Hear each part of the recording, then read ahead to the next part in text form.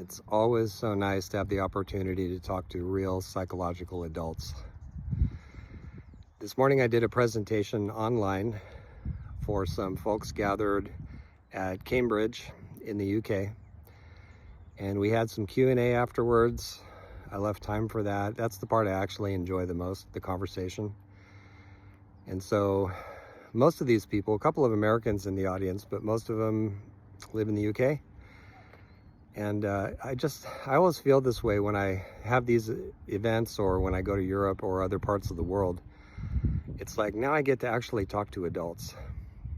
In the US, we have, and it's funny how often this isn't talked about, a massive case of developmental arrest psychologically.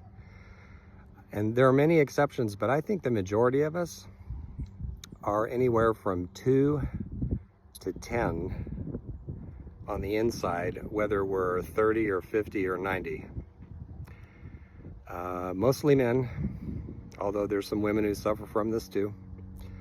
But sheer psychological and emotional immaturity is a pandemic in the US, an emotional one.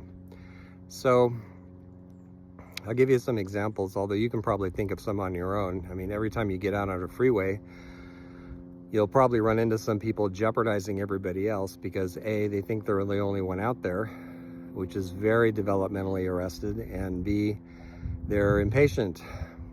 Got to get there now, as opposed to like leaving the house 10 minutes earlier.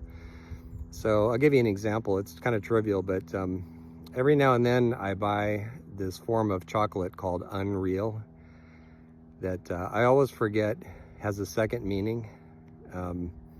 It's low calorie, low sugar, and I get it sometimes because I like sweets, but I need to lose weight. And so the bag arrived yesterday. I opened it up and I went, oh, this is why I don't buy this stuff, because it was less than half full. We see that with a lot of products. It's fairly frequent. And so somewhere there's a marketer or a marketing psychologist calculating how much they can keep out of those bags, how much they can not put in before sales fall off. And these people, I'm sure, pretend to be rational, logical adult human beings, but think of this through the lens of developmental psychology. The lens that, you know, if these people were honest with themselves, what they would be asking themselves is, how much can I withhold from people paying their money for this product? How much can I screw them out of before sales fall off? And psychologically, that attitude is about 2, 3, 4. Mine, right? But it's normalized. This is the problem. There's so many immature behaviors in this country that are normalized. So there's an exercise I do when I feel regressed, and I teach my students this as well, my adult students. So when you get into a situation that's stressing you and you want to explode, ask yourself, pause to ask yourself, what would a real adult do in this situation?